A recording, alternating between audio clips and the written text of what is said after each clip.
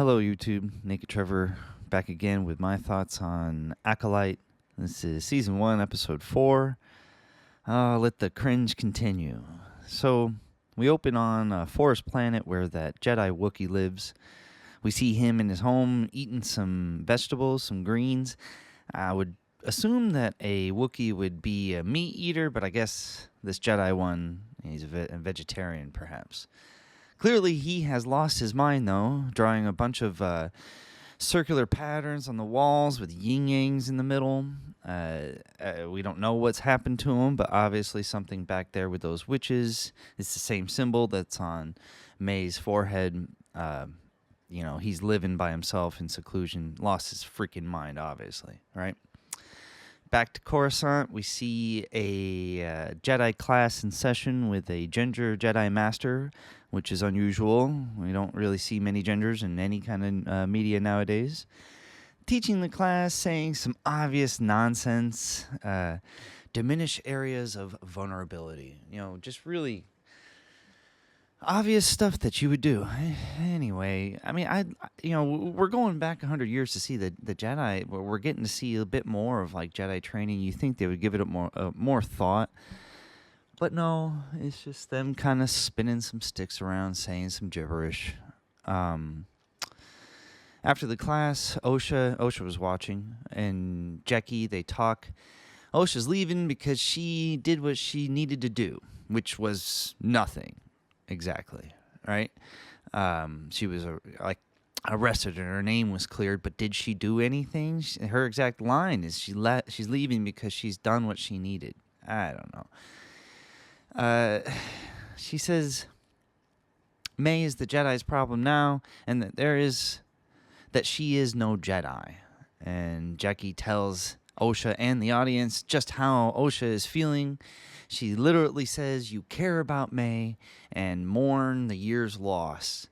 I don't understand this. Why you have, and this has happened all throughout this show, where you have other characters telling other characters how that character feels. And it's just for the audience. It's just terrible writing.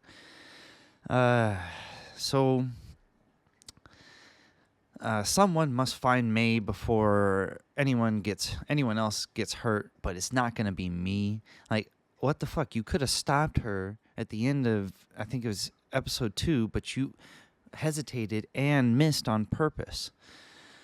Anyway, cut back to Kofar. May is just going to walk there. So we got Ezra Miller and May.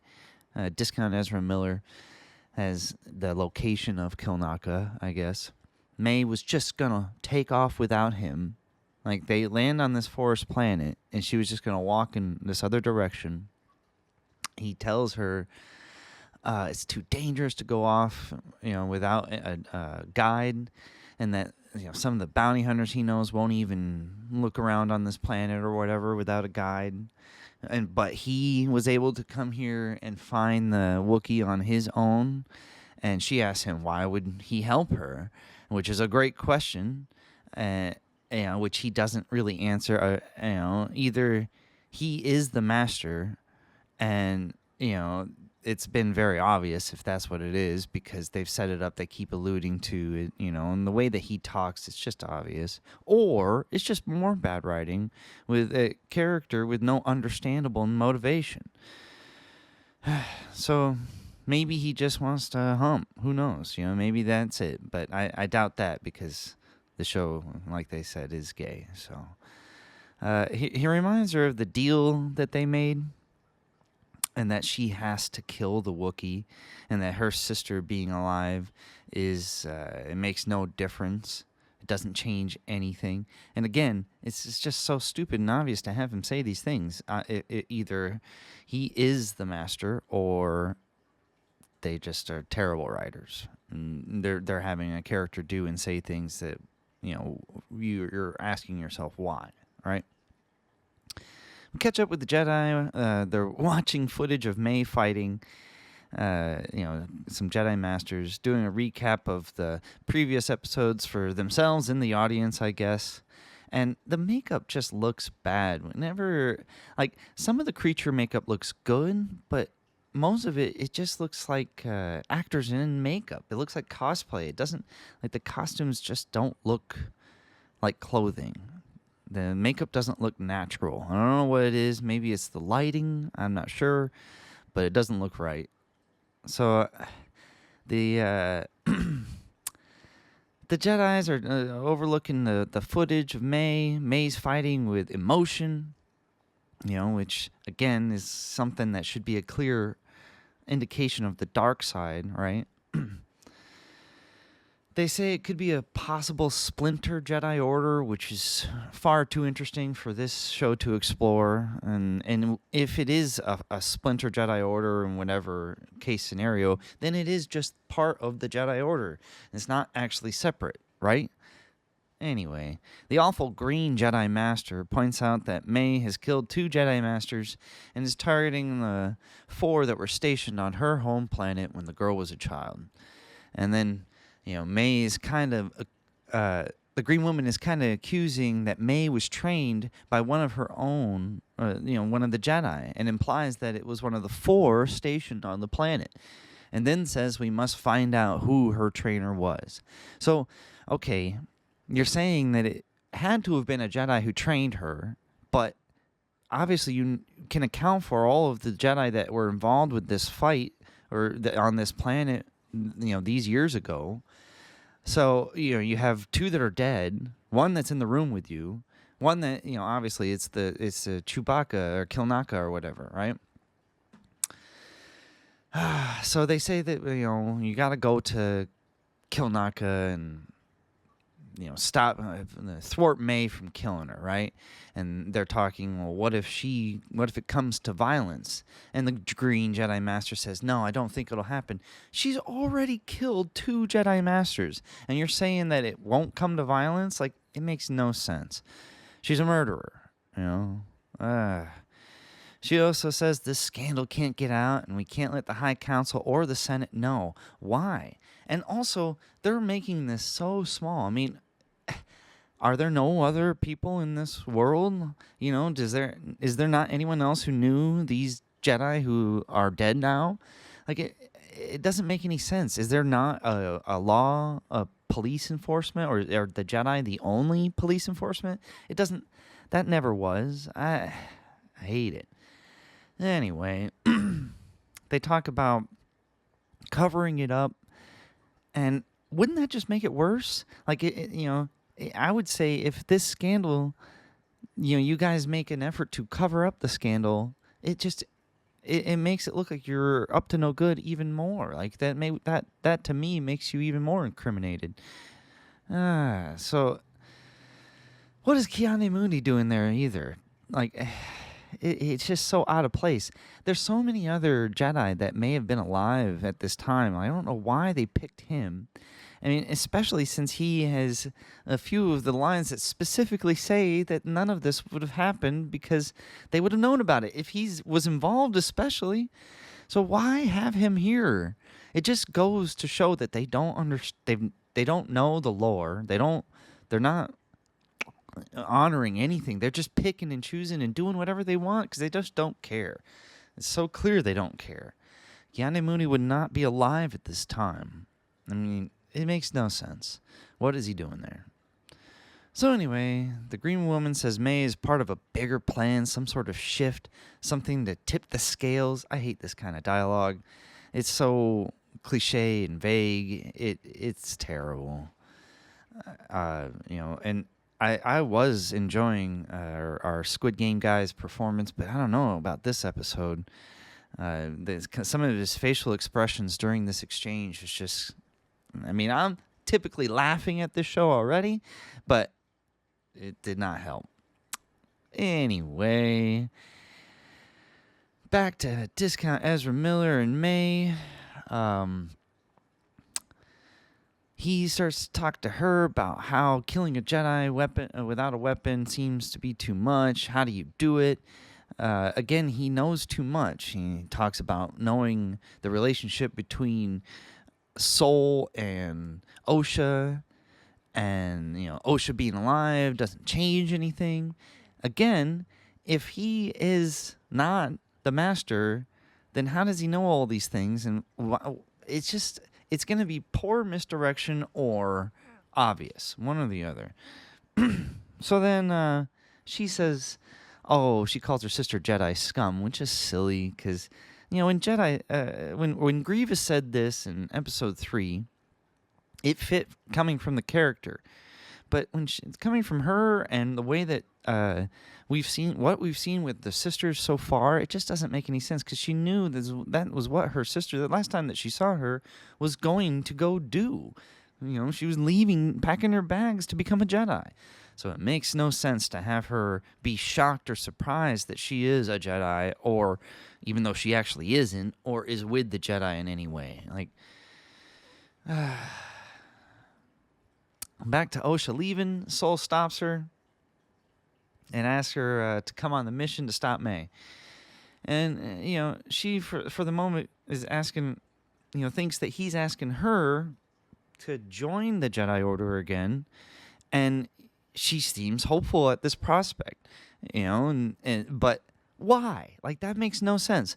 We've been told already that she left. It was her choice to leave the Jedi Order. So why, when he's asking her to stay and come on this mission, she getting excited that it is a possibility for her to rejoin the Jedi Order? And then when he turns her down, she's disappointed. That doesn't make any sense based upon what we've already been shown. But again, that's what this show is just consistent at, is contradicting its own self, right? So Soul tries to convince Osha to go, but Osha says no, her sister is a murderer. And then Soul said, this is exactly right. Sister is a murderer. She should just be put into jail either. No matter what happens, if she comes clean and tells her some information or something that she hints or alludes to later. We'll get to that. But anyway, no, Soul says, hey, she's your only family, right? And then Osha's like, oh, okay, well, let's go. No worries. That's right. And then they're on their way, right? The Jedi land in Kafar. They ask one local where the big hairy Wookiee is. They point to a forest, and they have... oh, wait, I'm missing a part. Jord asks Osha for the stun gun back, and Osha says no. He insists. But then suddenly they're cut off by Jecki, and then the scene just moves on, which I'm sure that's alluding to something that will happen later, but I doubt it. It'll probably just be forgotten about like most of the stuff in this story. They do a good job at making everything seem small. They continue to do that in this show. They land on this one planet, this planet, forest-sized planet, talk to one person, and then they're on their way to find the Wookiee. I mean, I guess they would know where he was stationed at, and then could find a way, but they happen to have a a bit of his clothing and some kind of hobbit alien beaver thing that they're going to use to track the Wookiee. So there we go. And that's how they're going to find him. Also, the Jedi, again, the makeup, it just looks like people in Spirit of Halloween or cosplay type. It doesn't look like they're wearing clothes. It looks like costumes. I don't know. Maybe it's just me, but where did the money go? It just seems cheap. Anyway, Jecki says it's always an honor. Oh, there's a scene where they're walking through the forest and Osha touches like a beetle thing. It flies up and then it flies at her and Soul kills it. Right? Silly. Jecki says it's always an honor to see anything or anyone transform into the Force. After Osha explains that she feels remorse for causing this thing to die. Okay, so what the fuck? Let's look at that again. It's always an honor to see anything or anyone transform into the Force. So, like, this thing was just sliced in half. In the context of what she's saying, it's only if it's a natural death. Not, like, if you were to just take what she's saying as it is, not if it's a natural death. It is not honorable at that point. It's not an honorable sight to murder things. It's not a good thing. I don't know what they're going for with this show. It makes no sense. The awful morality from the Jedi is just relentless. Anyway, Osha says she can never be a true Jedi because she'll never be able to accept what she lost. Which, whatever. Goodness. May and Ezra are almost there. May wants to find rest for a bit. Starts talking about the final test. So we get a little bit more of like this killing a Jedi without a weapon nonsense, right? Your final lesson is one you teach yourself. You kill a Jedi without a weapon. Attacking a defenseless person goes against everything the Jedi stands for. So, what does this mean? How does this make any sense? How would May learn a lesson from a Jedi attacking a defenseless person? Like, that makes no sense. How would May, without a weapon, being the defenseless person, learn a lesson in this scenario? It is stupid shit. Like, it is unbearable. It makes no sense. There's no lesson to be learned in any of this gibberish. It makes nonsense. In this scene, we get more allusion to Discount Ezra Miller being the master, because he gets impatient and irritated when she starts to claim that it is impossible, which, again, if he is getting mad, I mean, maybe, if he's working for the master, he says at one moment that the master collects people and that, like, he's just part of his collection. He owes the master something, or the master owes him, or I don't know. I think it's more likely that he is the master, or they're just not giving this character good enough motivation. And one or the other. Either way, it doesn't make any sense what happens in a few moments.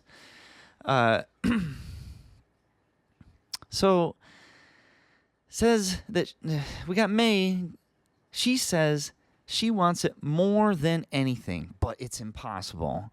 If she doesn't do it, the master will kill her.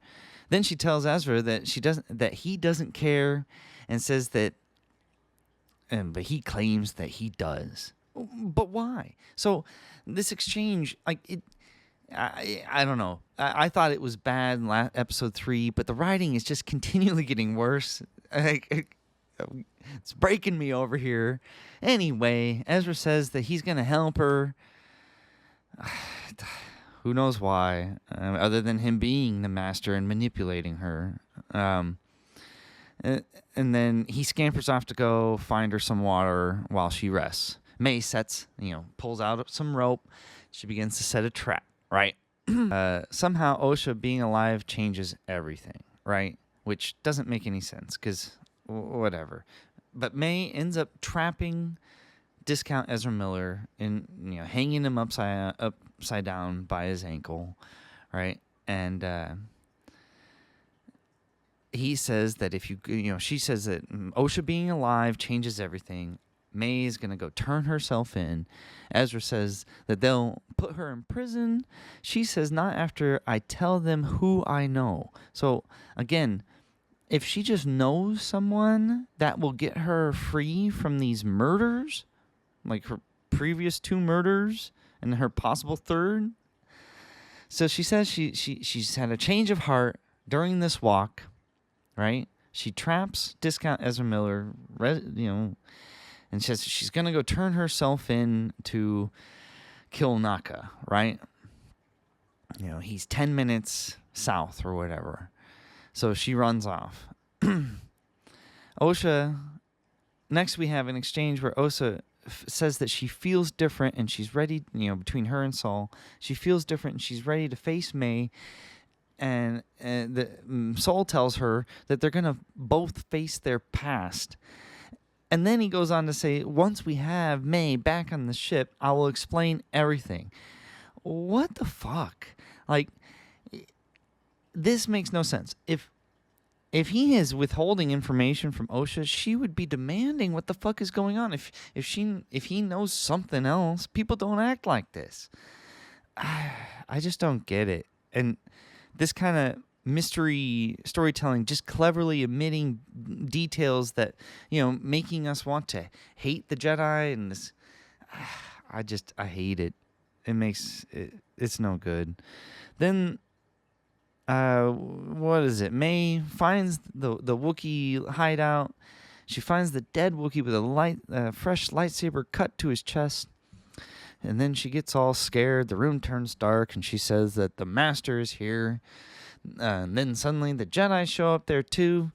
They start screaming at her like they're the police or something. Come out with your hands up. And then the Master with the teeth helmet, he literally floats into the frame, floats up behind OSHA, turns on his lightsaber between the two of them. So could have just killed her there, but doesn't. No, I'm not going to do that. But then you see him take his fingers and do this, and she goes flying out of frame. Like, the way that they depict the powers in this show doesn't match up with what we see in the prequel trilogy. The Jedi can't exceed the abilities of the prequel trilogy abilities. They can't, the Sith or whatever these dark Jedi witches are, their powers can't exceed the prequel or sequel or original or any of those pre-established stories' powers. They can't go beyond that. But yet we see this Jedi, or the Dark Jedi, or I don't know if he's a Sith, we don't know yet, but probably Sith, with the teeth, doing crazy force push where he throws May and then force pushes all of these Jedi. I want to say there's probably 8 Jedi, and he force pushes them all, and they all go flying, and it's like this dust, pocket sand, force push also. And then it's finally over. Thank goodness. Oh, this has just been a chore. These, and part of me is like, I'm interested to see this era. I want to see more about the Jedi and their training, and, basically, I would like more world building in Star Wars. I'd like to see the state of the universe. But what we're getting is just terrible writing, and the story itself doesn't make any sense. I don't care about the nonsense, woke agenda, and the main character in real life, whatever her name is, Amandla Stenberg, or whatever, and her horrible takes, and all of this nonsense. Like, I just wanted to see a good story, and we are not getting anything. Like, this has just been terrible. Then compound it with all of that other nonsense that goes around it, and them just attacking the fans. Oh, it's unbearable. It's just been a chore. And I fell asleep the first time I was watching it, and then I had to watch it again. I had to watch it twice. Anyway, like I said already, I think it's going to get worse, and here we are. And let's see. I think we're halfway over. So, and if you guys watch my video, I appreciate you, and I'll see you in the next one.